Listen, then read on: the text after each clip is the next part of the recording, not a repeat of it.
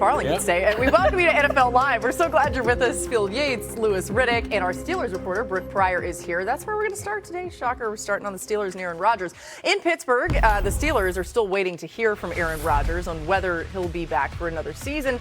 At this point, it's been everything but straightforward, right? A timeline that once felt pretty clear is now shifted into a drawn-out waiting game. Yet again, we're familiar with this. Brooke, we thought this might be wrapped up before the draft. There was some talk about that. Now here we are. Where does this leave Pittsburgh with how they're adjusting to Rodgers being undecided? Well, I mean, they're moving forward with what they have in the quarterback room right now, and that's Drew Aller, Mason Rudolph, and Will Howard. We have rookie minicamp coming up this week. Well, that's the first time that we'll see Drew Aller on the field. We know Will Howard was taking the first team reps at their it was their first voluntary minicamp before the draft when Aaron Rodgers wasn't there.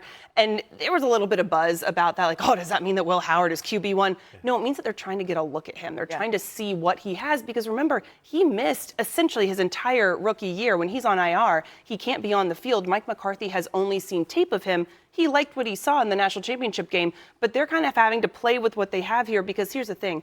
Putting the UFA tender on Aaron Rodgers means that he can still sign anywhere else between now and the start of training camp. They get a comp pick if he does. Once training camp starts, he can only sign with the Steelers. But until then, he can go wherever he wants, and this is an insurance policy. And the thing about Aaron Rodgers is that you never know what he's going to do. It very well could have agitated him that he had this tender placed on him, because he feels like, hey, I gave you guys my word that you'll know when you know and to trust me. And this action says, I don't know that we trust you 100%. If Aaron's out there watching right now, take as long as you need. It's good for content, right? Certainly helps us and to not have my you mental lingering. health. Yeah, Slow time right maybe now. Maybe not great for Brooke, but we'll take it on the NFL Live front. That much is for sure. And I think for Aaron, like, let's be clear, for a guy that's been in the league for nearly 20 years, or more than 20 years now, or close to it, I should say, like, the difference between your 1,000th and your 1,001st practice is there is no difference, right? He doesn't need these reps right now, but I do think this Pittsburgh Steelers team under a new head coach is probably saying to itself, it's not going to decide our season whether we have Aaron Rodgers available for some or all of OTAs, or maybe even our eventual mandatory minicamp. But it would be nice, right? This was not exactly an offensive juggernaut last season. They have some new pieces, including rookie offensive tackle Maxi Anachor, a veteran wide receiver, and Michael Pittman Jr. They're going to figure into the mix here. That being said, I fully expect Aaron Rodgers to do this on his own timeline. He has so far this offseason, Laura. No reason for me to think that this UFA tender or the pressure of OTAs or the idea that someone might call him out for not being there during OTAs is going to influence Aaron Rodgers. He will decide whenever he is ready. Yeah, you're right. He doesn't care. Louis, let's live in a world where it were some of the other quarterbacks on the roster that Brooke was talking about. Do you think going with any of those guys would be a better move for the Steelers? I mean, you can't really make that determination because you don't know what they are. You don't know what they are at the pro level. And so now, would I theoretically want to do that instead of playing this game all the time and being stuck in this quarterback no man's land, this quarterback purgatory, and being, I don't want to say held hostage, but basically having your whole offense centered around what Aaron Rodgers feels like he's going to want to do from year to year? No, of course not. I mean, this is bizarro land with this football team, with this position and this player in particular. And that's not trying to be disrespectful to him. But look, what I want to see what Will Howard has, if he was given the majority of the reps, able to develop some chemistry with the first team offense, learning this new system. Would I want to see what Drew Aller looks like if I'm Mike McCarthy? I mean, he's the one who drafted him. He's the one who said, yeah, he's worthy of being a third-round selection. Yeah, he's a guy who a lot of people feel as though has the big arm and has really good highlight plays and really good, upper-level type plays, but then the lower-level type of plays just leave you scratching your head. Yeah, I'd want to see what we got. No, I don't think the Steelers should just go ahead and say, hey, you know what? We don't care what the season looks like. We're going to point towards 2027, see if we can address it then. But I would want to see what I have instead of playing this game year after year after year. No, you're 100% right, Louis. And the thing is, yes, Drew Aller does have a really big arm. And it's interesting because there's a chance that Mike McCarthy's going to have to, not even a chance, he will have to develop Will Howard and Drew Aller at the same time. And that could be a challenge because, yes, Will Howard was drafted a year ago, but he still essentially redshirted that year. And Mike McCarthy said, look, the only challenge there is the CBA and the amount of time that we have to work with these guys. But Drew Aller, I think, does have a lot of the intangibles that Mike McCarthy wants. He is a big quarterback. He has big hands. He's played in cold conditions. He's played championship level football, not all the time, but he has that experience. So there's a lot to like there, but he's just got to get him out on the field. Yeah. All right, Brooke, you continue your Aaron Rodgers watch. We appreciate your time here. Thanks for being with us. And we'll keep an eye on it, folks. Let's talk about the Giants now. It's only been a few months, and we're already seeing the Harbaugh effect in action. Giants making offensive improvements like Isaiah Likely and Darnell Mooney. New York and Pro Bowl tackle Dexter Lawrence couldn't agree on things, so the Giants traded him to the Bengals for the 10th overall pick in the draft. That gave them 2 top 10 picks, and they did the most with it, right? The Giants landed Ohio State linebacker Arvell Reese with the 5th pick and offensive tackle Francis Maui-Noa at number 10, hoping to improve that O-line for Jackson Dart. And then yesterday, the Giants trying to replace some of Lawrence's production with former Lions D-tackle DJ Reader. Deal.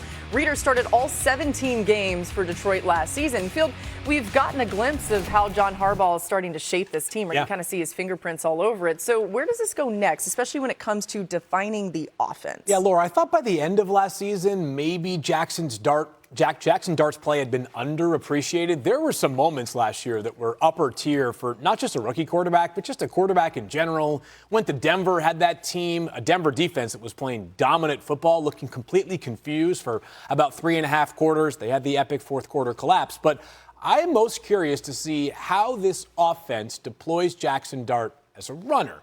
On the one hand, there was so much conversation about last year when Jackson, on 4 separate occasions, had to leave a game to be evaluated. Now, he returned in 3 of those 4 instances. One time he did not return. He missed time due to a concussion.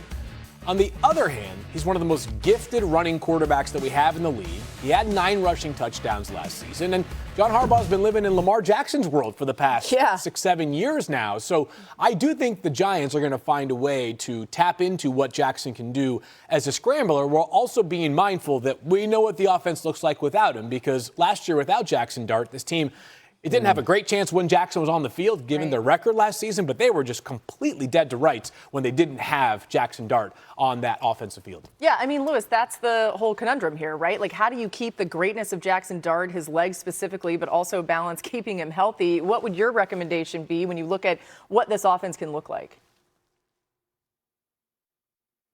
Yeah, I think it'll be very run-centric, and I think that's going to be something that John Harbaugh really does communicate to Matt Nagy, the new offensive coordinator, to kind of, I don't want to say take the pressure off of Jackson Dart, because you don't necessarily ever take pressure off of quarterbacks. They understand that at some point you have to throw the football to win. But I think play selection, play sequencing is going to be important. This cannot just be, the air raid where Jackson Dart's just throwing the football all over the yard. He's having a lot of off-schedule plays, putting himself in harm's way and potentially getting knocked out of the game, because we all see, as Field has noted, we know what this offense looks like. So I think it's really going to, when he's not in there. So I think this really is going to be something where the offensive line play is really emphasized. The running game is really emphasized. The short passing game is emphasized initially, the controlled passing game. They have a nice complement of wide receivers on the outside. When you think of Malik Neighbors and Malachi Fields, they really play off of each other's strengths and weaknesses perfectly. Isaiah Likely at tight end, I think that's a nice complement on the inside to control the middle of the field. I think it's about really just putting this all together by Matt Nagy and making sure, again, play selection, play sequencing, the message, the consistent message that is given to Jackson Dart that says this: you are much, much, much more valuable to us on the field than trying to be Superman. And I think that's probably one of the most, intriguing relationships we need to monitor all offseason and when the season starts. Yeah, I mean, geez, you start listing out the roster there. It's like these Giants are going to be pretty good. Could be on paper. It looks really good right now. I think we all agree on that. All right, we're just getting started here on NFL Live. We do this shot when sidelines. I love when people are trash talking. I'm hoping that they do. You talk trash to people on the sidelines. I cannot confirm or deny that. I'll take that as a yes. It happens sometimes. Okay, the Rams front line did their job last season. They had the 5th most quarterback pressures in the NFL. Now, having said that, LA still ranked bottom half of the league in receiving defense, including 25th in receptions per game and 20th in receiving yards per game. Made some improvements, though. Lewis, how much confidence do you have that the Rams defense will be better this season? I have a lot, because I think Les Snead and Sean McVay knew what the issues were, based upon those statistics right there. And look, you didn't really need to see the statistics. You just needed to watch the game. On the edges, on the third level in the secondary is where they struggled. And so when they go out and get Jalen Watson and Trent McDuffie, that is directly a reflection of their need to improve that position in particular. I think at the safety position, with guys like Cam Curl, I mean, they are really good at the safety position. The safeties are really ball hawks. I think on the corners, though, is where they need guys who really come money time, third down, red zone, end of games, not allowing explosive places where they really needed to level up, and they did with both of these guys. Yeah, Lewis, I think the 13th pick in the draft kind of spoke to where this Rams defense is. You mentioned basically like import the Chiefs cornerback room and you address their biggest weakness. But this Rams team, any weakness you wanted to point to on the roster right now is a weakness that only becomes a weakness if something happens. The if meaning if Devontae Adams gets hurt. Do they have a dominant wide receiver too in that scenario? They don't. The offensive line, every team needs more offensive line depth. But part of the reason why they were emboldened to take Ty Simpson 13th overall, their only first-round pick after trading away pick 29 to Kansas City, is that their biggest need and sort of the most important need for this team is the eventual replacement to Matthew Stafford. We'll see when that takes place, but for the Rams, basically any selection they were going to make was almost a get-ahead pick, whether it's a get-ahead in case somebody gets hurt during this upcoming season or a get-ahead pick in which you have a player that replaces somebody that's either scheduled to be a free agent or will be released next offseason. I think it speaks to why I believe right now there's two teams that kind of constitute a top tier in the NFL. They're both in the NFC West, no surprise. Seahawks and the Rams. I'm not saying that those are the only two teams that can contend this year, but they feel to me a cut above the rest of the NFL. Yeah, as you guys know, too, I mean, special teams is one of the Rams' only downfalls last season. They also did some things there. They got a new special teams coordinator for 2026 in Bubba Ventrone. I love a guy named is in. It's on the ESPN app. It's phenomenal. That little piece there reminded me of it. Okay, defensive players flew off the board early in this year's draft, and now the conversation becomes how can these rookies make an instant impact on their new team? So let's start in Washington, where the Commanders took Sonny Styles at 7. Styles an upgrade for a Washington defense that finished 30th or worse in efficiency, yards per play, and takeaways last season. Commanders could muster only 10 takeaways, their fewest in a season all time. Only the Jets had fewer in 2025. That was 0 for the Jets. They're catching a stray in this. As Commanders GM Adam Peters tells us, Styles is just what they need. He's an incredible sideline-to-sideline defender, a guy who's for today's NFL. He makes the field smaller. He can blitz, he can cover, he can tackle. He does everything really well. So for us, it was a pretty easy decision when he's still on the board. The pick didn't have to think too hard when he's still there.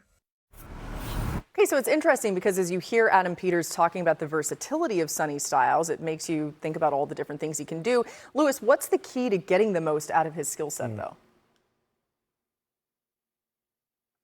Laura, I think for him, it's about, one, letting him go ahead and settle in at the Mike Backer position initially, but then really using his skill set, from a week-to-week, game-to-game type of, in a week-to-week, game-to-game type of situation that gives you the best chance to win. And by that, I mean this. Look, obviously, he only played linebacker 2 years in college. He was a safety before that. But he's a guy who could really be someone who really is, a key factor stopping the inside run, stopping the outside run. If you need him to kind of move outside the box, he can cover tight ends. He can cover running backs. If you need him to blitz, he'd be a great interior blitzer. He'd be a great edge blitzer. Quite honestly, I think he'd be a great rover as a safety as well, which is the position he played already. There's a reason why I think this guy reminds me of Brian Urlacher in his transition from safety to linebacker. I think his is going to look very similar. Yeah, I mean, not only that, he just looks like he should be an all-pro. Like, you look at him walking across the stage, you look at him in general, he looks the part. Okay, let's turn our attention to the Bucs, where some believe Tampa was able to get the steal of the first round when they drafted Reuben Bain at 15.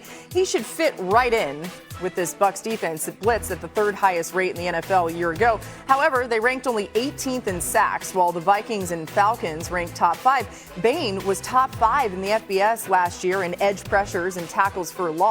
GM Jason Light spoke on what Bain's versatility brings to the Buccaneers front line. You add a player like Reuben, and he does what we hope he can do and think he can do. I should say think, not hope. You can redact that. It opens a lot of things up. It makes everybody along the D-line better when you can have two, edge presences. The the line, the protections don't slide as much. You have to decide where to slide them. Opens things up. It was cool. Actually, Jason Light was on the Pat McAfee show earlier this week, and he was saying just how excited they were that Reuben Bain Jr. was still there when they got to pick. But how important is it for Tampa to get early production from Bain? Yeah, Laura, I mean, the 15th pick in the draft is going to come with big expectations. You could make the case that Reuben Bain needs to be about as good as any of the early first-round picks for his team to really have a chance to achieve what it wants to do. You showed that graphic where it talked about how frequently the Buccaneers blitz. That's part of Todd Bowles' DNA. But nobody wants to blitz because they can't get home with 4 rushers on occasion. They want to blitz when they can throw it in as a curveball or because they are finding ways to generate pressure otherwise. The Bucs need Reuben Bain to be good in a hurry. This team lacks a dominant edge rusher in recent drafts and recent off seasons. They've thrown resources at the pass rush. Hasn't quite come together, but this team has got a good enough offense to win the division. It's the defense that will determine that. Yeah, the Buccaneers ranked 7th in pressures last season, but only 24th in pressures among edge rushers. This guy looks to change that. Okay, let's go to Dallas, where the Cowboys drafted Ohio State safety Caleb Downs at 11. Dallas traded up to take Caleb Downs, and it's not hard to see why, right? The Cowboys not only had the least efficient defense in the NFL last year, but they allowed a league-high 46 completions of 25-plus yards. That's good for most in the NFL, or bad, I guess. New defensive coordinator Christian Parker on how Downs could turn this secondary around. Yeah, I mean, I think a guy like Caleb, he's a natural football player. He's one of those, first picks in the schoolyard, you know what I mean? So he's going to have natural versatility, and just a matter of, what he can handle mentally and how we fit everything together. He's the same guy we had in the building on the 30 visit, same guy we saw on tape, just an intentional person, consistent, really, just flatline, you know what I mean? Not like in terms of not having energy, but he's just consistent in terms of his approach and everything he does. Yeah, this guy is another ready-made pro. Lewis, what is it about Caleb Downs that makes him such a potential difference maker in this Dallas defense? It's the experience, it's the football intellect, it's the communication skills. You go to Ohio State and you ask Ryan Day what really makes Caleb Downs. It's all those intangible things that really elevates what is already natural, God-given athletic ability. Look, there's 2 things that lead to explosive plays in the NFL. One is coverage busts, and the other are double moves. It's one of those 2 things. When a plus 20-yard play happens, it's either it was a coverage bust or more times than not, some kind of double move and a DB got burned. The one thing that he will eliminate are the coverage busts. And we saw it time and time again last year with Dallas. The miscommunication in the back end, in the middle of the field, people just running scot-free. That will change with Caleb Downs at the command and control center. Laura, I remember the first time I talked to Caleb Downs, who was, 15 years younger than I am, and I felt like I was speaking to a grown man, an alpha. He is wired differently, that much is for sure.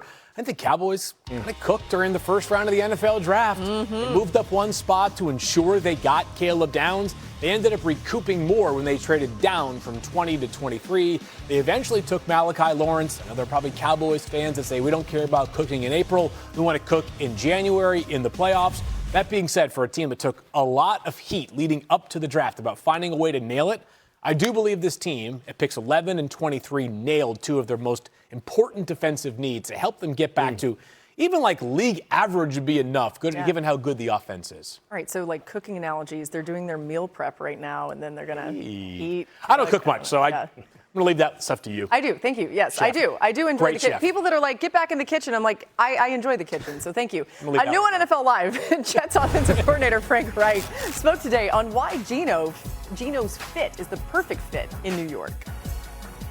I think he fits perfect. I've liked Geno from day one. When he was coming out of West Virginia, I had a high grade on Geno. I'd not met Geno before here, and I'm kind of glad because I'm even more impressed with him now meeting him in person. I feel his resilience, his toughness. If you're the right kind of leader, then you come out of it better, and I think that's the version of Geno Smith we're getting. We're getting the best version of who he is, and I think his best football's ahead of him. Field. Is Geno Smith's best football ahead of him? Are you buying that? That's hard for me to buy, Laura, just given the fact that he's in his 30s now as a quarterback. I would say this for Geno Smith. Aaron Glenn's made comments about him taking them to the promised land. Me, like many others, is kind of thinking about the future of the Jets quarterback, perhaps in next year's draft. But for this year, that could be difficult. There's still a long way for this team to go roster-wise. One thing I think is inarguable about Geno Smith, very steadying presence, right? Yeah. During bad times last year, when it would have been easy probably for him to say, I'm good, let Kenny Pickett play on a bad Raiders team. He showed some toughness, battling through injury, wanting to be on the field, a respected teammate. So there will be some value for Geno Smith this season in New York. Yeah, we got a lot of Jets going. 51 teams who competed for a chance to head to the summer championships. In the high school girls division, Seals claimed the title. Meanwhile, the Falcons region had a total of 57 teams. The high school girls winner was Pirate Bay Crew, while the 14U title for the boys went to the MIA Flag. Up next, the Eagles and the Broncos host their regional tournaments. To find a league near you, go to NFLflag.com. And some big news out of New Jersey regarding flag football. The New York Jets played a huge part in girls flag football, becoming the 35th sanctioned high school varsity sport in the state. And now they're taking on, the collegiate ranks after funding a 3-month season for the Eastern College Athletic Conference. For more on that, we welcome in Jets linebacker Demario Davis to the show. So excited to have you. And the Jets and the ECAC made history as the nation's largest collegiate women's flag football league, crowned its first ever champion. Demario, what more can you tell us about what the Jets are doing in the flag football space? Oh my gosh, what is happening here with the Jets in New Jersey around flag football is mind-blowing. I've had much experience participating with flag football, doing it and seeing it be sanctioned in Mississippi and Louisiana. But to see the ECAC, collegiate college girls have a championship after a 3-month-long season, full-blown, and then see a sanctioned New Jersey high school sports be added. It's so much happening, and this isn't just a one-time event, or a one-off event. This is something that's been going on for decades. So first of all, shout out to Woody Johnson and what he's done himself, the Jets, the Betty Johnson Foundation. Being exposed to this space and seeing what's happening here, particularly in New Jersey with the Jets, is incredible. Yeah, it's so cool. Even the video we were just showing, just seeing the smiling faces of these girls, you see the foundation, how much it matters to them, how much it means to them. I love your involvement in it. Now, after everything you accomplished with the Saints, what ultimately drove you the decision to come back for a 15th year and start a new chapter with New York Jets? Everything that I'm seeing, honestly, being here, not even a full month. And everything that I decided to come here, I'm getting a chance to participate and be a part of. Number one, it was about, helping create a special defense and helping the defense take that next step. And AG calling the shots and being with all these guys, the guys he's brought in through free agency, the additions that they made in the draft, you're seeing that. And getting a chance to be a part of it, the energy that's bubbling up inside the building is incredible. The second part was the locker room. As a tenured guy inside the game, the addition that I feel like I can make to these younger guys, helping them become pros and young men. I just left a men's fellowship that had guys in there, young guys talking about different things dealing with family and finances and all those things. So getting a chance to show up as a mentor, in those type of spaces, helping these young guys take the next step. You got some incredible young guys, Tavondre Sweat on the front. You got, bringing in a guy like Nashawn Wright, getting a chance to play with somebody like Jamie Sherwood, who will be, the linebacker in arms right beside me. And getting a chance to pour in these guys and help them take the next step, not just on the field, but off the field, but the community aspect.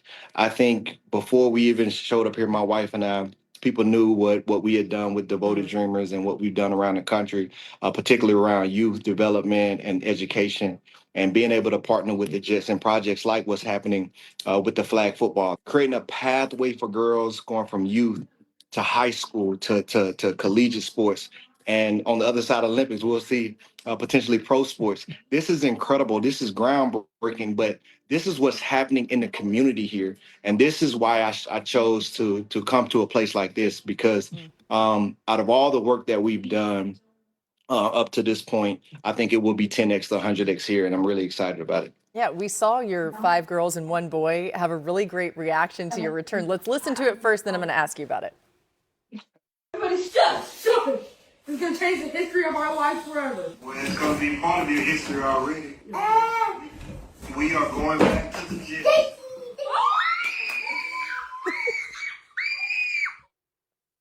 so cute. What was it like sharing that news with them in that moment, Demario?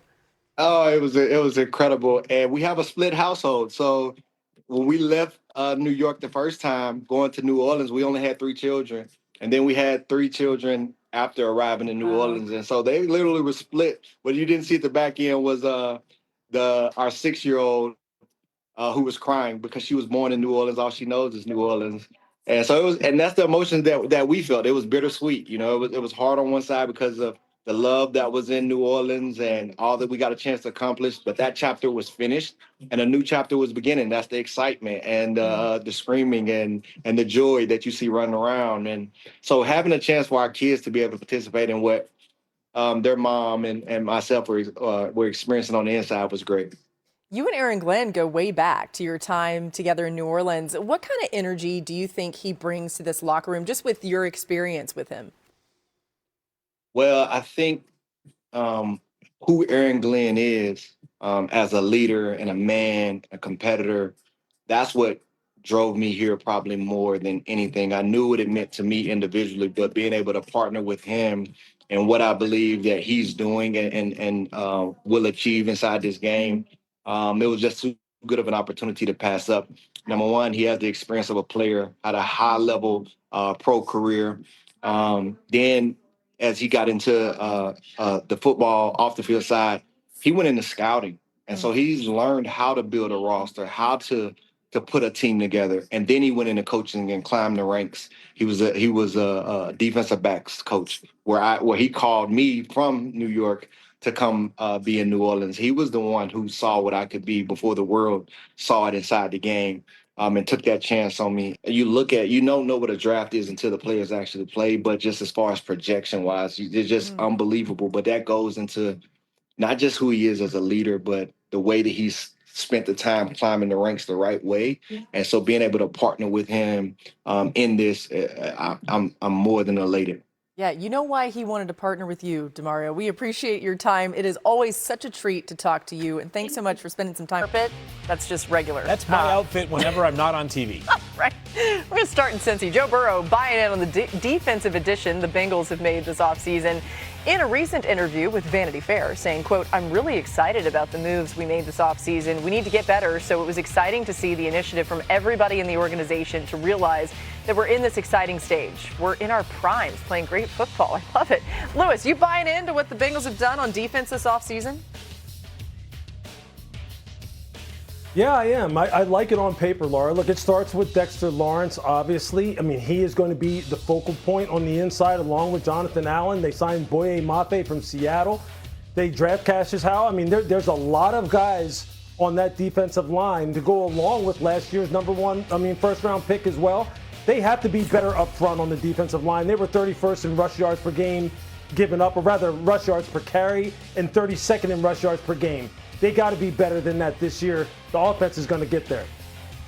To Kansas City, where everyone seems optimistic about the return of Patrick Mahomes, including Chiefs GM Brett Veach. He would know. He updated us on how much progress his quarterback's made.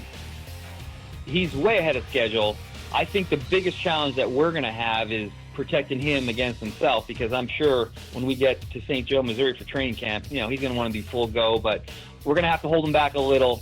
And again, I don't want to put a timetable on it, but I think you guys know the type of person and the competitor Pat is. And, I would just say we're in a really good place right now. Ooh, I love it. Field, we know what Mahomes returning would mean to this team, but when you look at the full picture, are there still concerns with the Chiefs' offense? They got to find a way to be much more explosive this upcoming year, Laura, and one of the biggest fixes, I think, is actually going to be the running game, where Kenneth Walker III had 10 rushes last season of 20 or more yards. Only two players in the entire NFL had more than that last season. The Chiefs had 3 of them as an entire football team. One of those was by Patrick Mahomes. The running game being much more effective, forces the defense to play differently, opens up more shots down the field, and the Chiefs need a major, and I mean major bounce back year from Xavier Worthy. That speed, that 4.21 world-class speed, did not show up nearly enough last season. Yeah, scheme it in there at least, right? Let's check in on the Packers, where new defensive coordinator Jonathan Gannon was asked what drew him to Green Bay, and surprisingly, his answer was the other side of the ball. Jordan Love. That was a huge thing to me, and I think he's in the top tier. So he can make all the throws. He doesn't give you chances to take the ball away, protects the football. He's mobile, smart, just competing against them. Accuracy, decision making, his legs, he's hard to defend. He's like, let me praise this guy a lot so then when he does better against my defense in practice and in training camp, I look really good. Lewis, some high praise, right? What kind of jump do you want to see, though, from Jordan Love and this offense this season?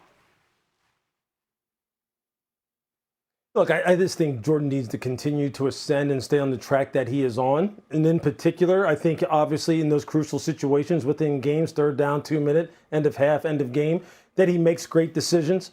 I think as far as the offense overall, this obviously is going to be connected to Jordan Love's ascension as well. They need to stay available. They need to hold up their end of the bargain. I think on the perimeter in particular, you need guys like Tucker Kraft to come back healthy. You need Christian Watson to come back healthy and stay available. You need Jaden Reed to stay available. You need Matthew Golden to stay available. That's a huge part of what can either hold back this football team and or allow it to really blossom as a team. And, for the quarterback play to really go ahead and kind of blossom into the kind of MVP caliber player that I think a lot of people believe Jordan Love can be. And I think the continuity, obviously, on the coaching side of the football with Matt LaFleur continuing to be the primary voice in his ear is critical. It's crucial. It'll be a major part as to why this young man continues to ascend like I think all of us expect him to. Yeah, Lewis, you talked about the health being a big thing for this offense this year. I think the projection this team is having, or is making, I should say, in their second-year wide receiver, Matthew Golden's an important part of the calculation as well. You noted him and his presence.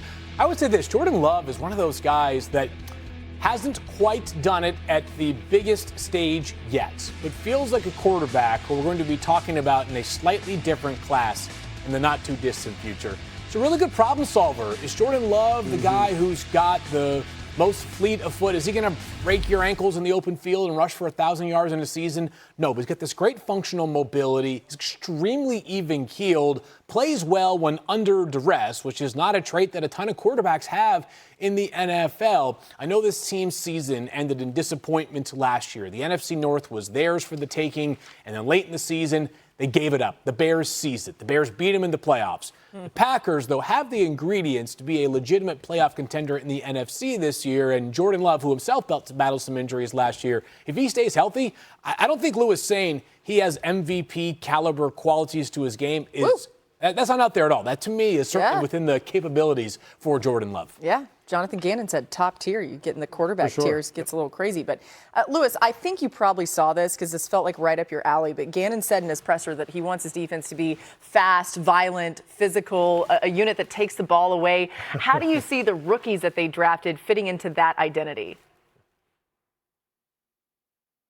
Yeah, look, I really do like Brandon Cisse, what he brings to the table from an athletic standpoint. Chris McClellan is a guy who I got to see at Missouri, who is a big plugger in the middle to really kind of, in a 3-4 structure, really hold it down and keep offensive linemen off of the linebackers. And then, Denai Dennis Sutton, we've all seen him at Penn State at various different times, the kind of versatility he allows you to have in terms of being a defensive tackle or a defensive end, depending upon what kind of front you want to run. So I think all of those guys give them versatility. They give them great NFL prototypes in terms of the body style that they bring to this defensive scheme. But make no mistake about it, this is all about Micah. Yep. When is he available? When is he back out there? Because he's the thing that makes it all go. Yeah, and Lewis, once he's back, who is the complementary rusher that's makes a leap this year for the Packers? Because last season, Rashawn Gary just wasn't good enough, especially when he was the guy that had to be the guy after Micah's injury later on in the season. They need waves of pass rushers beyond Micah Parsons to be a championship-level defense. Yeah, our last real image of Micah was like rolling around on that cart at the Pro Bowl. We need him off that cart, back on the field. Hopefully that'll be sooner rather than later. Thanks so much for watching today. We'll be back once again tomorrow and the next day. And SportsCenter is next. This is a year-round sport field, okay? We'll see you then.